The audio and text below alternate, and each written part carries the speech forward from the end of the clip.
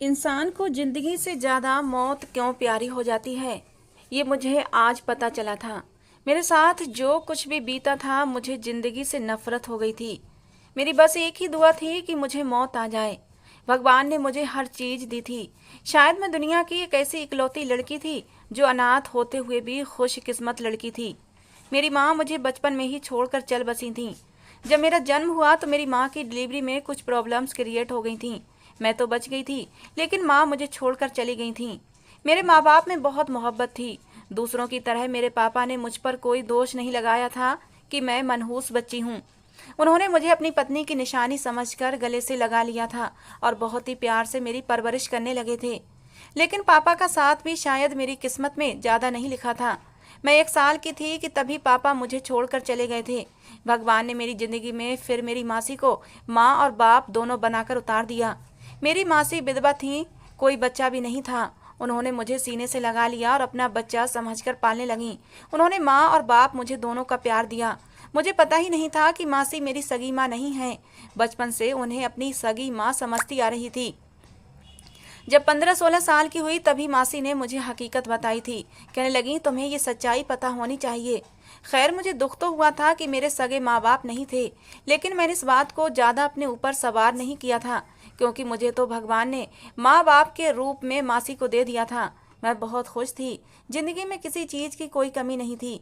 मासी के पास पैसे की भी कोई कमी नहीं थी, क्योंकि उनके पति अच्छे खासे पैसे उनके लिए छोड़ गए थे। कुछ दुकानें थीं जिनका किराया भी आ जाता था। गांव में कुछ जमीनें भी थीं, उनके भी पैसे आते थे। मासी ने मेरी शादी भी एक बहुत ही अच्छे घराने में की थी।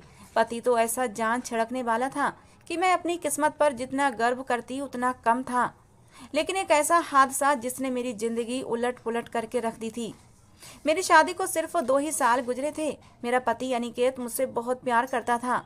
उस दिन मैं अपनी मासी के घर रहने आई थी जब मेरे साथ ये हादसा हुआ था। जब से मेरी शादी हुई थी, अनिकेत मुझे मेरे मायके नहीं आने देते थे। जब भी मैं मायके जाने का नाम लेती तो अनिकेत मना कर देते। मासी का भी मैं इकलौता सहारा थी। हालांकि मेरी मासी खुश थी कि मैं इतने अच्छे भरे पूरे खुशहाल घराने में बिहाई गई हूँ। मेरा पति मुझ पर जान छिड़कता है। मासी के घर के 2 पोर्शन थे। एक पोर्शन मेरी मासी ने किराए पर दिया हुआ था। उनका कहना था, मैं एक अकेली जान इतने बड़े मकान का क्या करूंगी, इसलिए उन्होंने आधा पोर्शन किराए पर उठा दिया था। मेरी शादी के बाद मासी ने नीचे के पोर्शन में भी एक छोटा सा लॉन्ज, 2 कमरे और छोटा सा किचन अपने पास रखकर बीच में दीवार खड़ी करके नीचे वाला पोर्शन भी किराए पर चढ़ा दिया था। इधर मेरे पति अनिकेत का अपना खुद का कारोबार था, अपना घर था। मेरे सास ससुर कनाडा में मेरे देवर के पास रहते थे। इस घर में मैं अकेली ही रहती थी। पूरे घर पर मेरा राज था। जो मर्जी करती, जो मर्जी खाती पीती थी। मुझे कोई भी रोकने टोकने वाला नहीं था। मेरी शादी को 2 साल हो चुके थे, लेकिन मेरे कोई औलाद नहीं हुई थी। और फिर अनिकेत को भी बच्चे की कोई जल्दी नहीं थी। हम लोग अपनी लाइफ को खूब एंजॉय कर रहे थे। अनिकेत ने मुझे हर सुख सुविधा दे रखी थी। हर काम के लिए उन्होंने नौकरानी रखी हुई थी। मासी से बात करती तो उन्हें बस एक ही शिकवा होता कि कभी अपनी मासी का भी ख्याल कर लिया करो। तुम तो शादी के बाद सिर्फ अनिकेत की होकर रह गई हो। मैं कहती, मैं क्या करूं मासी, आपका दामाद मेरा पीछा ही नहीं छोड़ता। जब भी आपके पास रहने की बात करती हूँ तो नाराज होकर मुंह फुला लेता है। कहता है, बस मिलकर वापस आ जाया करो। तुम जानती हो कि तुम्हारे बगैर गुजारा नहीं होता। मुझे तो तुम्हारे बगैर अपनी कोई चीज मिलती ही नहीं है। एक चीज ढूंढूं तो दूसरी चीज गुम हो जाती है। तुम्हारे बगैर मैं ऑफिस जाने के लिए भी तैयार नहीं हो पाता हूँ। अनिकेत ऐसा ही था, मुझ पर जान छिड़कने वाला। जब भी मैं मायके की बात करती, मुझे अपनी बाहों में समेट लेता और कहता, मत जाओ ना यार, दिल नहीं लगता तुम्हारे बगैर। तुम्हारे बगैर ये घर सूना सूना लगता है, काट खाने को दौड़ता है। ये जो कुछ घंटे ही तुम अपनी मासी के घर गुजार कर आती हो, यही बहुत है। मैं अनिकेत की मोहब्बत पाकर बहुत खुश थी। शायद खुशनसीब लोगों को ही ऐसे पति मिलते हैं जैसा मुझे मिला था। मेरी मासी भी अनिकेत से बहुत खुश थीं। कहती थीं कि मैं तो बहुत ही खुशनसीब हूँ कि मुझे इतना अच्छा दामाद मिला है। अगर मैं मायके चली गई तो अनिकेत शाम को ही मुझे लेने आ जाते थे। मेरी मासी के साथ खूब हंसी मजाक करते। हम एक साथ मिलकर खाना खाते, हंसते और बातें करते। फिर वो शाम को ही मुझे अपने साथ वापस ले आते। मैं एक खुशहाल जिंदगी गुजार रही थी। लेकिन एक बार मेरे साथ जो हुआ उसने मेरी जिंदगी को दुखों से भर दिया था। पिछले 4 दिन से मैं मासी को फोन कर रही थी, लेकिन वो फोन नहीं उठा रही थी। आज से पहले कभी ऐसा नहीं हुआ था कि मेरी मासी ने मेरा फ़ोन ना उठाया हो। अगर वो काम में बिजी होती थीं तब भी कुछ देर बाद मुझे कॉल करती थीं, लेकिन इस बार तो उन्होंने कॉल भी बैक नहीं की थी। मुझे परेशान देखकर अनिकेत पूछने लगे, क्या हुआ है? मैंने कहा, मासी फ़ोन नहीं उठा रही, मुझे बहुत टेंशन हो रही है। उन्होंने अपने फ़ोन से भी मासी को कॉल की, लेकिन फ़ोन नहीं उठा। रात के 12 बजे मेरे नंबर पर मासी के किराएदार की कॉल आई थी। कोई लड़का था। कहने लगा, क्या आप किरण बात कर रही हैं? मैंने कहा, जी हाँ, मैं किरण बात कर रही हूँ। आप कौन हैं? वो कहने लगा, मैं आपका किराएदार हूँ और आपकी मासी की तबीयत बहुत ज़्यादा ख़राब हो गई है। मैं उन्हें अस्पताल लेकर आया हूँ। वो बेहोशी में भी बार बार आपको ही पुकार रही थी। ये सुनना था कि मेरी चीख निकल गई थी। अनिकेत मेरे बराबर ही सो रहे थे। मेरी चीख सुनकर वो भी हड़बड़ाकर उठ बैठे। मैं तो एकदम पागल सी हो गई थी। मैंने कहा, क्या हुआ है मेरी मासी को? वो क्यों बेहोश हो गई? वो किस हॉस्पिटल में है? मेरे यूं चिल्लाने पर अनिकेत उठकर बैठ गए थे। मैं रोने लगी। अनिकेत ने मेरे हाथ से फ़ोन लिया और उस लड़के से खुद बात करने लगे। मैंने कहा, मुझे अभी अपनी मासी के पास जाना है। मैं बस रोए जा रही थी। मेरे पास बस एक मासी का ही तो रिश्ता बचा था, न कोई बहन, न कोई भाई, ना ही मेरे माँ बाप। रो रो कर मेरी हालत बुरी थी। अनिकेत मुझे कहने लगे, तुम परेशान मत हो, तैयार हो जाओ, मैं तुम्हें अभी हॉस्पिटल लेकर चलता हूँ। मैं हॉस्पिटल गई तो एक लड़का वहाँ मौजूद था जो कि मेरी मासी के लिए भागदौड़ कर रहा था। कभी दवाई ला रहा था, कभी डॉक्टर से बात कर रहा था, मेरी मासी की तबीयत के बारे में पूछ रहा था। जब मैं वहाँ पहुंची तो अनिकेत उससे पूछताछ करने लगे कि आखिर मेरी मासी को हुआ क्या था, क्योंकि मुझे तो अपना ही होश नहीं था। मैं तो बस रोए जा रही थी। वो लड़का कहने लगा, 4 दिन से आंटी की तबीयत ठीक नहीं थी, उन्हें बहुत तेज बुखार था। मैंने कहा कि मैं आपको डॉक्टर के पास ले जाता हूँ, तो उन्होंने मना कर दिया। कहने लगी, मैंने दवाई खाई है, ठीक हो जाऊंगी। वो लड़का कहने लगा, असल में मैं अकेला ही उनके घर में किराएदार होता हूँ, इसलिए खाना पीना आंटी जी मुझे अपने घर से ही दे देती थीं। उस रात खाना भी उन्होंने मुझे नहीं भेजा। उनकी तबीयत भी ठीक नहीं थी, इसलिए मुझे टेंशन होने लगी। मैं खैरियत पूछने उनके पोर्शन की तरफ चला गया तो वो अपने कमरे का दरवाज़ा भी नहीं खोल रही थी। मजबूरन मुझे दरवाज़ा तोड़कर अंदर जाना पड़ा। देखा तो आंटी जी बेहोश पड़ी थी। मैं उन्हें अस्पताल लेकर आ गया। ये सुनना था कि मैं और भी तेजी से रोने लगी। मैं अनिकेत के साथ लग गई। मैंने कहा, अनिकेत, मासी आईसीयू में क्यों है? डॉक्टर मुझे अंदर क्यों नहीं आने दे रहे? वो कहने लगे, देखो, परेशान मत हो, वो ठीक हो जाएंगी। अनिकेत ने मुझे अपने साथ लगा लिया और मुझे तसल्ली देने लगे। कहने लगे, कुछ नहीं होगा तुम्हारी मासी को, बस बीपी हाई हो गया है। जैसे ही बीपी नॉर्मल होगा उन्हें रूम में शिफ्ट कर दिया जाएगा, फिर तुम अपनी मासी के साथ खूब सारी बातें करना। मैं तो अनिकेत से ही शिकवे करने लगी। मैंने कहा, जब से मेरी तुमसे शादी हुई है तो मेरा पीछा ही नहीं छोड़ते, मुझे एक दिन भी मेरी मासी के पास रहने नहीं देते। मेरी मासी मुझे याद कर करके इस हाल में पहुंची है। जो कुछ मुझे नहीं सूझा तो मैं अनिकेत से ही शिकवे शिकायत करने लगी थी। वो मुझसे कहने लगे, अच्छा बाबा, ठीक है, अब मैं तुम्हें नहीं रोकूंगा, बस एक बार आंटी को ठीक होने दो, तुम रह लेना उनके पास। 2 घंटे आईसीयू में रहने के बाद मेरी मासी को रूम में शिफ्ट कर दिया गया था। सुबह तक अनिकेत हमारे साथ ही रहे थे। वो लड़का वापस जा चुका था। मेरी मासी को जब होश आया तो मुझे देखकर मुस्कुराने लगी।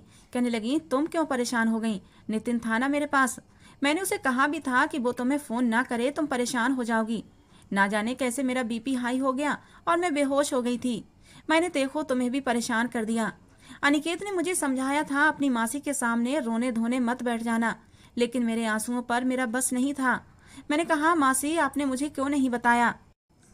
मुझसे कहती मैं आपके पास आ जाती। वो कहने लगी, कोई बात नहीं, मुझे तो यही बड़ा सुकून रहता है कि तुम अपने घर में खुश हो। अगले दिन मासी की अस्पताल से छुट्टी हो गई थी। तबीयत पहले से ठीक थी, लेकिन फिर भी मैं अपनी मासी के घर चली गई। 2 दिन तक मैं मासी के साथ रही, उनकी खूब सेवा की, खूब सारी बातें भी की।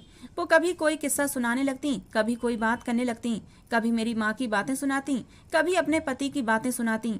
मैं समझ गई थी शायद तन्हाई को उन्होंने अपने दिल से लगा लिया है और इसी तन्हाई की वजह से उनका बीपी हाई हुआ था। मैं उनका दिल बहलाने की कोशिश करती। मुझे देखकर मेरे मासी के चेहरे पर रौनक सी आ गई थी। लेकिन रात को अनिकेत का मुझे फ़ोन आ जाता। कहने लगते, आंटी कैसी हैं अब? मैंने कहा, ठीक हैं। फिर कहने लगते, अच्छा तुम्हें पता है, आज रात मैंने खाना नहीं खाया। हमारी बावर्चन ने बहुत ही बेस्वाद खाना बनाया था। तुम्हारे हाथ में जो स्वाद है किसी दूसरे के हाथ में नहीं है। 2 दिन से मैंने पेट भर के खाना नहीं खाया है। वो बड़ी मासूम सी आवाज़ निकाल कर मुझसे शिकवा कर रहा था। मुंह से तो कह नहीं सकता था कि मैं वापस घर लौट आऊं, लेकिन बहाने बहाने से मुझे एहसास दिला रहा था कि मेरे बगैर उनका गुजारा नहीं। फिर कहने लगे, अरे वो तो चाय भी अच्छी नहीं बनाती, ऐसा लगता है दूध और पानी में चीनी घोल कर दे दी है। तुम्हें पता है कि मुझे तुम्हारे हाथ की कड़क चाय पसंद है।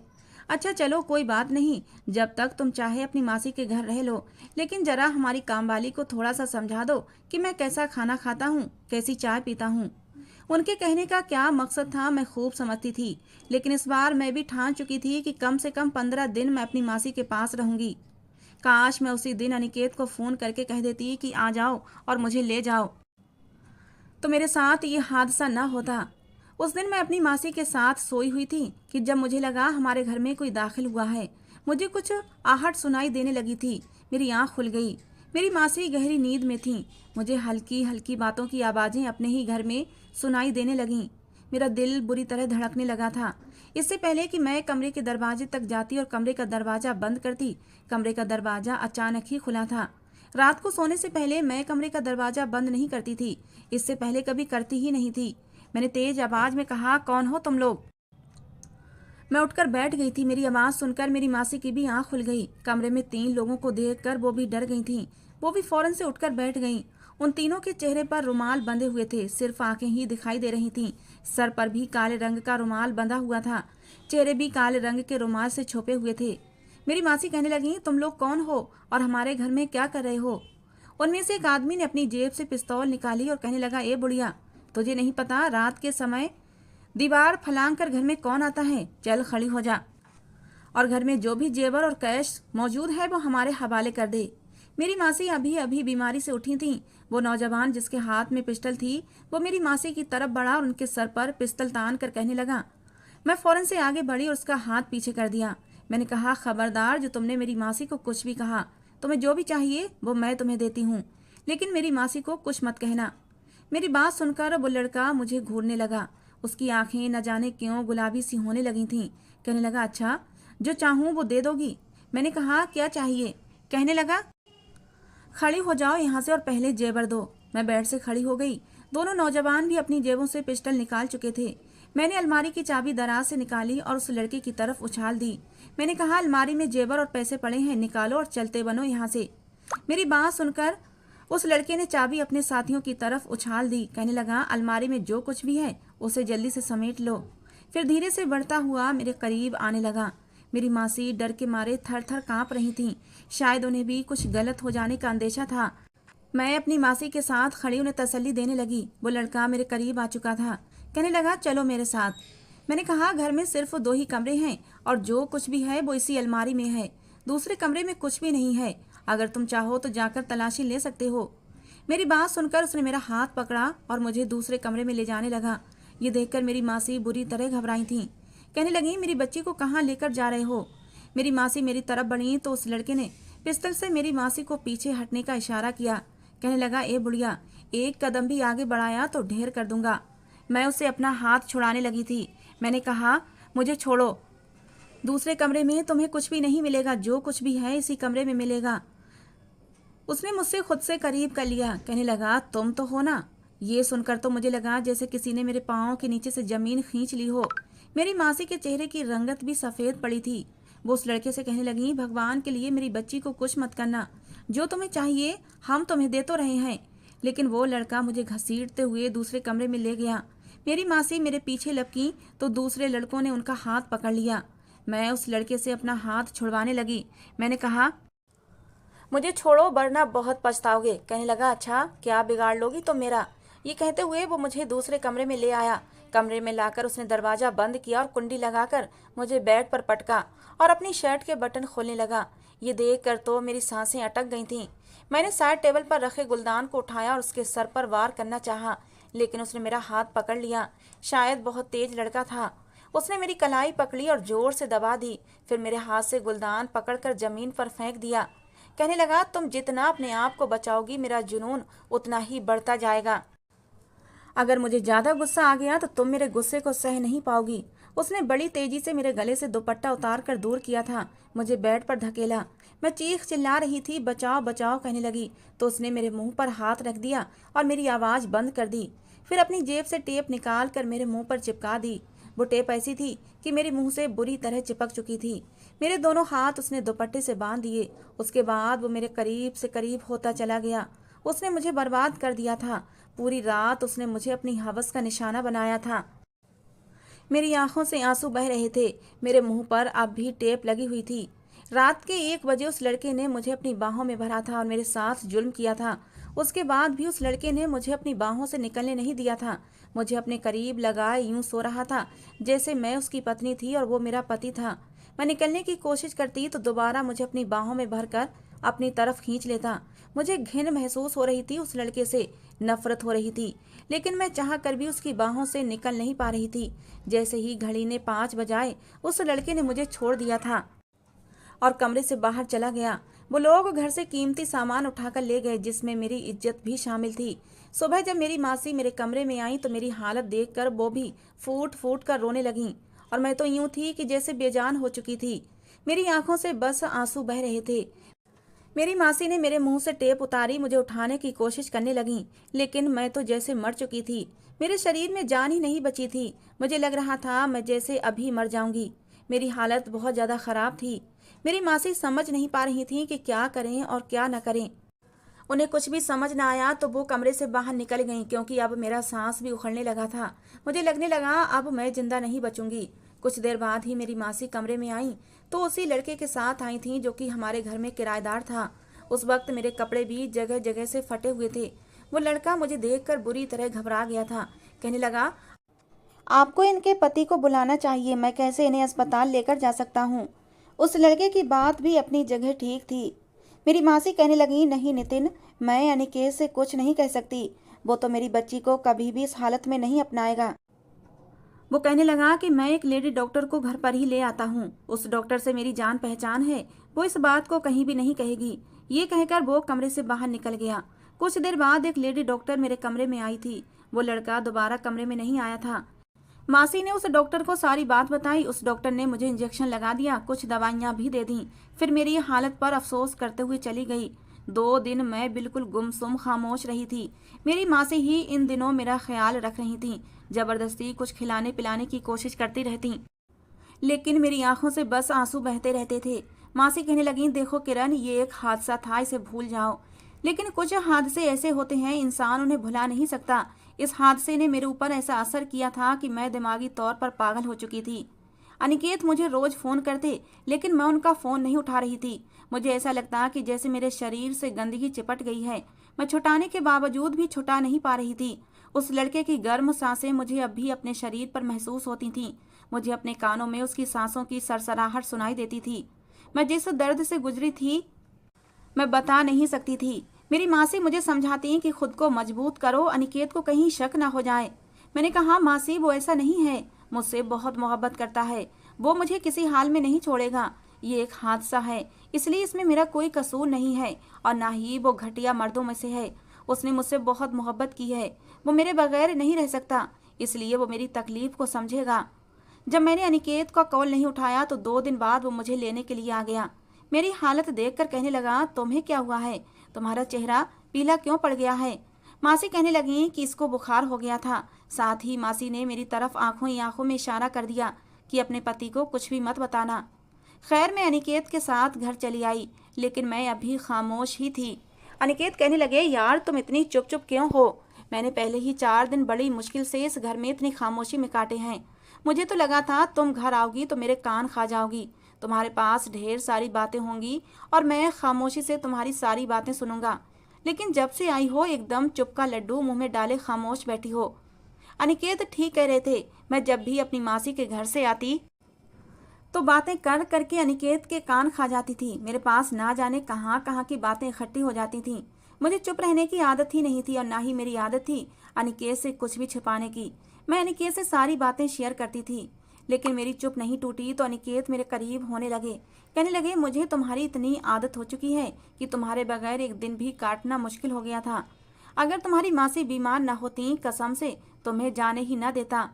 ये कहते हुए उन्होंने मेरे दुपट्टे को उतार कर बेड पर रख दिया और मुझे अपनी बाहों में भरकर मेरे साथ शरारत करने लगे। मेरी आंखों से लेकिन आंसू बहने लगे थे। अनिकेत की इतनी मोहब्बत पाकर मैं अपने आप पर बर्दाश्त नहीं कर पाई और रोने लगी। मुझे रोता देखकर अनिकेत हैरान हुए थे। फौरन से मुझसे अलग हुए कहने लगे, क्या बात है किरण, तुम मुझे परेशान लग रही हो, मुझे बताओ तो सही। मैं अनिकेत के साथ लगकर और भी फूट फूट कर रोने लगी। उसने मुझे अपनी बाहों में समेट लिया और मुझे तसल्ली देने लगे। मैंने रोते रोते अनिकेत को सब कुछ बता दिया। जैसे ही मेरी हकीकत अनिकेत ने सुनी, उसकी पकड़ मेरी कमर पर ढीली होती गई थी। फौरन से वो मुझसे पीछे हटे थे, मुझे खुद से अलग कर दिया। मुझे अविश्वास से देखने लगे, कहने लगे, तुम झूठ बोल रही हो, तुम्हारे साथ ऐसा नहीं हो सकता, तुम सिर्फ मेरी हो। मैं रोए जा रही थी। मेरी आंखों में बहते आंसू इस बात की गवाही दे रहे थे कि मैं झूठ नहीं बोल रही थी। अनिकेत ने मुझे झटके से दूर किया था। वो एक अजीब उलझन का शिकार थे। कहने लगे, किरण, मैं ये बर्दाश्त ही नहीं कर सकता कि तुम्हें मेरे अलावा कोई और भी छुए। तुम जानती हो ना मेरी मोहब्बत को, मेरी आदत को। तुम जानती हो ना मैं इस्तेमाल की हुई चीज़ें कभी भी बर्दाश्त नहीं कर सकता और ना ही मैं उन्हें दोबारा इस्तेमाल करता हूँ। ये सुनकर मैंने हैरत से अनिकेत को देखा था। मैंने कहा, अनिकेत, ये एक हादसा था, मेरा इसमें कोई दोष नहीं था। वो मेरे पास आया, अपने हाथ से मेरे चेहरे को पकड़कर कहने लगा, तुम्हारा दोष था किरण, तुम यहाँ से क्यों गई थी। फिर कहने लगा, मैं तुम्हारे साथ एक रात भी गुजार नहीं सकता, मैं तुम्हें बर्दाश्त ही नहीं कर सकता। कैसे बर्दाश्त कर सकता हूँ, तुम पूरी रात किसी और की बाहों में सोई हो। मैं हक्का बक्का खड़ी थी। मैं उसकी विनती करने लगी, अनिकेत, मेरा कोई दोष नहीं है, मुझे क्यों सजा दे रहे हो। मैं तुम्हारी मोहब्बत के सहारे जिंदा थी। मुझे तुम्हारी मोहब्बत पर विश्वास था कि तुम मुझे कभी भी छोड़ नहीं सकते, तुम मेरी तकलीफ को समझ सकते हो। लेकिन वो कहने लगा, मैं इतना बड़ा दिल नहीं रखता।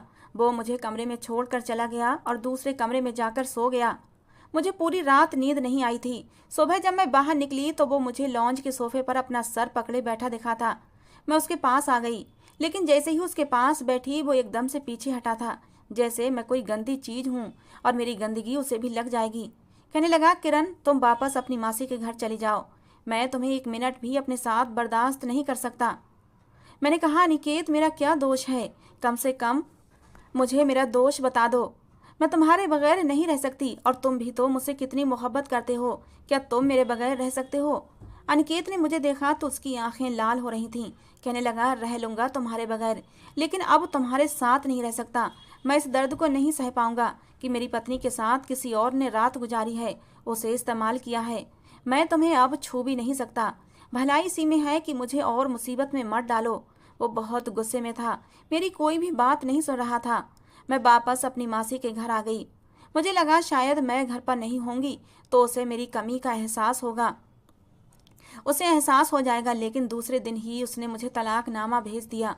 मेरे सर पर तो कयामत टूट पड़ी थी। मैं रोए जा रही थी। मासी मुझसे कहने लगी, मैंने तुम्हें कहा था कि कभी भी अनिकेत को सच मत बताना।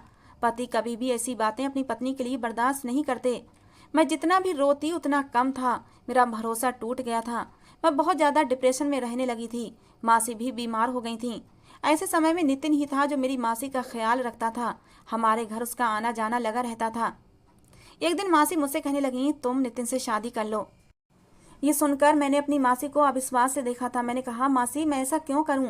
अनिकेत के अलावा मैं किसी और के बारे में सोच भी नहीं सकती। और जो कुछ अनिकेत ने मेरे साथ किया है, मेरा तो विश्वास ही उठ गया है। बिना कसूर के उसने मुझे सजा दी है। जब मेरा पति मुझे स्वीकार नहीं कर पाया तो ये अनजान लड़का मुझे क्यों स्वीकार करेगा? मासी कहने लगी, नितिन ने खुद कहा है कि वो तुमसे शादी करना चाहता है, क्योंकि उसे पता है जो कुछ हुआ उसमें तुम्हारी कोई गलती नहीं थी। उसने वादा किया है कि तुम्हें कभी भी इस बात का ताना नहीं देगा। देखो बेटा, मैं बीमार रहती हूँ, मेरी जिंदगी का कोई भरोसा नहीं है। मैं नहीं चाहती कि तुम्हें बेसहारा छोड़कर इस दुनिया से जाऊं। मेरी मासी मेरे सामने हाथ जोड़ने लगी, रोने लगी। मैं शादी नहीं करना चाहती थी। मैं बहुत बुरी तरह टूटी हुई थी, लेकिन मासी की इतनी विनती करने पर मैं इनकार नहीं कर सकी।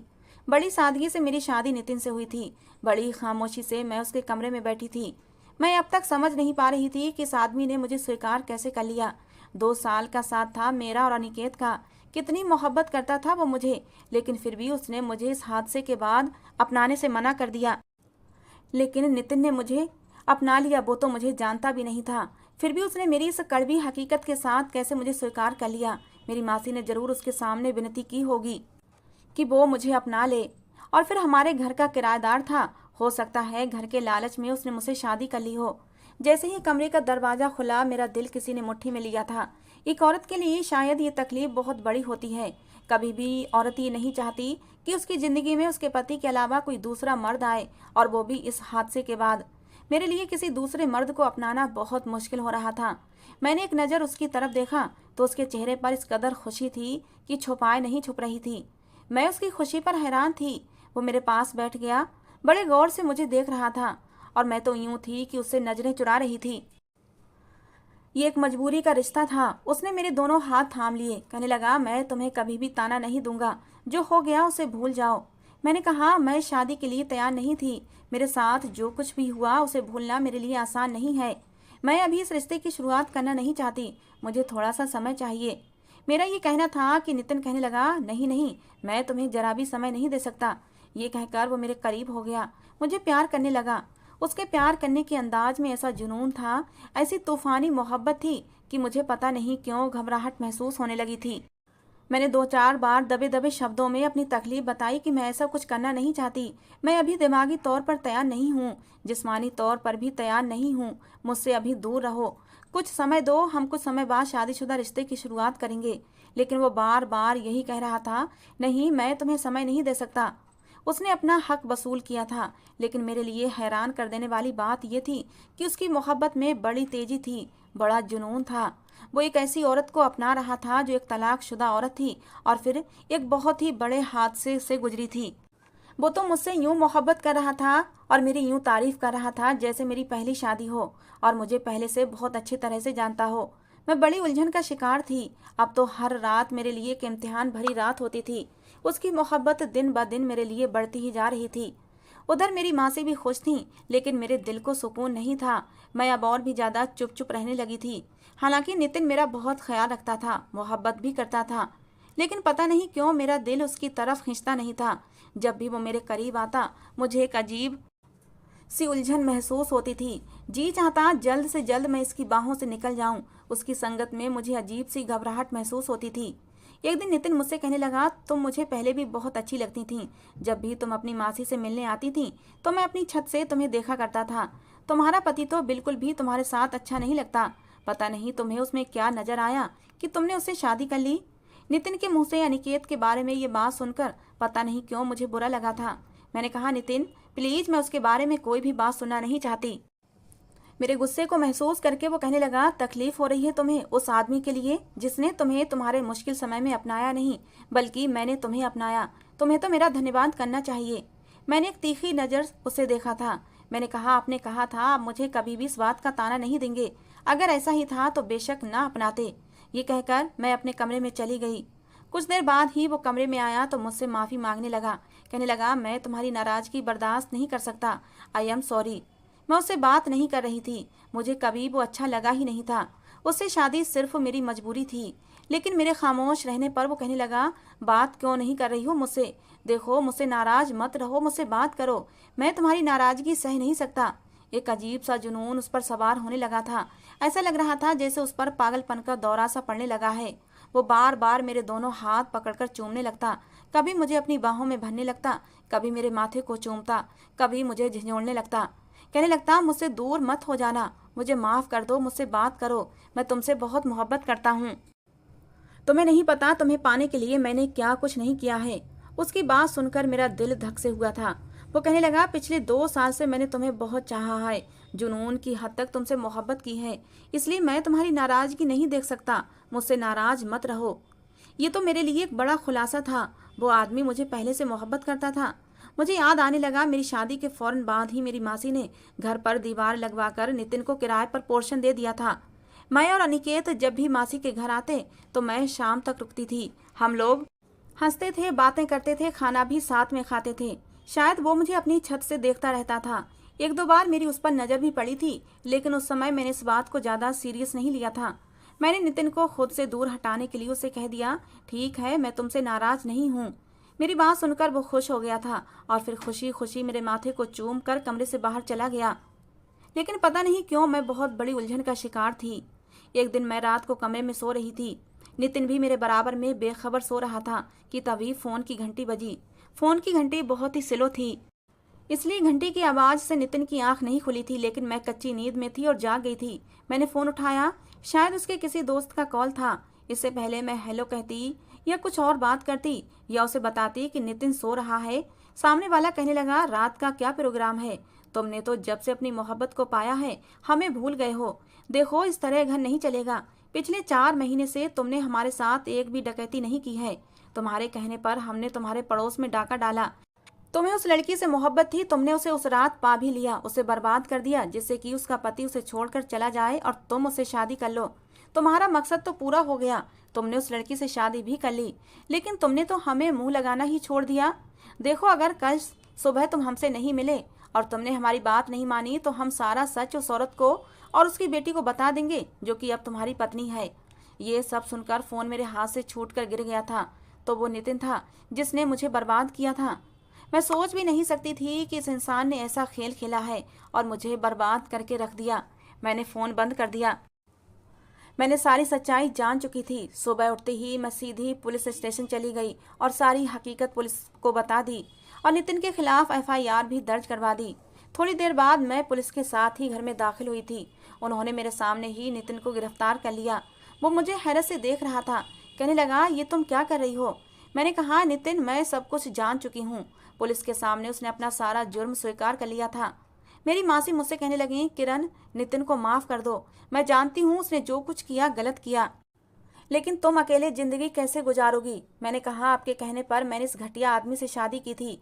मेरे दिल में इसके लिए कोई जगह थी ही नहीं। मैं ऐसे भी जिंदगी गुजार सकती हूँ। सिर्फ आपके आंसुओं ने मुझे मजबूर किया था। मैंने नितिन से तलाक ले ली क्योंकि मैं ऐसे इंसान के साथ रह ही नहीं सकती थी। उसे सजा भी दिलवाई। अब मैं एक कॉलेज में लेक्चरर हूँ। मेरा सदमा मेरी मासी सह नहीं पाई। वो पहले से ही दिल की मरीज थी। उन्हें हार्ट अटैक आया और उनकी मौत हो गई। जिंदगी में अब खुशी नाम को भी नहीं बची थी। बस अपनी जिंदगी के दिन काट रही थी। मासी के मरने की खबर सुनकर अनिकेत मेरे पास आया था और उसकी हालत देखकर मेरे दिल को एक धक्का सा लगा था। इन 5 महीनों में उसने खुद को बिल्कुल बर्बाद कर लिया था। आंखें अंदर को धंस गई थीं। शरीर सूख कर हड्डियों का ढांचा बन चुका था। बढ़ी हुई शेप थी। मुझे देखकर उसकी आंखों से आंसू बहने लगे। वो मेरे कदमों में गिर गया। कहने लगा, किरण, मुझे माफ कर दो। जब से तुम्हें तलाक दी है एक रात के लिए भी सुकून से नहीं सोया हूँ। शायद तुमसे मोहब्बत भी बहुत की थी और उसी मोहब्बत को दिल से निकाल नहीं पाया हूँ। जल्दबाजी में मैंने तुम्हें तलाक दे दी। शायद मेरी मोहब्बत ऐसी ही थी, जज्बाती सी थी। मैं तुम्हें किसी दूसरे के साथ बर्दाश्त कर ही नहीं सकता था, इसलिए जज्बात में आकर मैंने तुम्हें तलाक दे दी। लेकिन अब एहसास होता है कि मैं तुम्हारे बगैर नहीं रह सकता। मुझे माफ़ कर दो और मेरे साथ वापस घर चलो। हम अपनी ज़िंदगी की नई शुरुआत करेंगे। मैंने अविश्वास से अनिकेत की तरफ देखा था। दिल तो मेरा भी खून के आंसू रो रहा था अनिकेत की हालत पर। लेकिन मैं उसे कैसे माफ़ कर देती? उसने मुझे उस गलती की सज़ा दी थी जो मैंने की ही नहीं थी। उसकी वजह से मैंने नितिन जैसे घटिया इंसान के साथ 4 महीने गुजारे थे। मैंने कहा, अनिकेत, जब तुमने मुझे उस समय नहीं अपनाया, उस समय सिर्फ मेरे साथ उस आदमी ने एक ही रात गुजारी थी, तो तुम अब मुझे कैसे अपना सकते हो जब उसने मेरे साथ पूरे 4 महीने गुजारे हैं? हर रात मैं उसकी बाहों में सोती थी। कैसे मुझे बर्दाश्त करोगे? कैसे मुझे अपने करीब करोगे? ये कहते हुए मेरी आंखों से आंसू बह रहे थे। मेरी बात सुनकर अनिकेत ने मेरे होंठों पर हाथ रख दिए। कहने लगा, किरण, मुझे और तकलीफ मत दो। मैं मानता हूँ मुझसे गलती हुई है और शायद भगवान ने मुझे ये सज़ा दी है, इसीलिए मेरे साथ ये सब कुछ हुआ। मुझे माफ़ कर दो। तुम्हारे बगैर मैं मर जाऊँगा, और अगर तुम यही चाहती हो कि मैं मर जाऊं तो ठीक है, फैसला तुम्हारे हाथ में है। मैं कभी अब तुम्हारे सामने नहीं आऊँगा, लेकिन याद रखना, मैं जी नहीं पाऊँगा। ये कहकर अनिकेत चला गया था और फैसला मेरे हाथ में छोड़ गया था। लेकिन ये फैसला इतना आसान नहीं था। मैं कैसे उस इंसान को दोबारा अपना लेती जिसने मुझे उस समय धुतकार दिया जब मुझे सबसे ज़्यादा उसकी ज़रूरत थी। मेरी जान से ज़्यादा प्यारी मासी मेरा साथ छोड़कर जा चुकी थीं, तो सिर्फ अनिकेत की वजह से। मैं कैसे उसे माफ़ कर देती, कैसे उसे अपना लेती? और इस बात की क्या गारंटी थी कि अनिकेत मेरे अतीत का ताना मुझे ना देता? लेकिन मैं अनिकेत को मरने के लिए भी नहीं छोड़ सकती थी।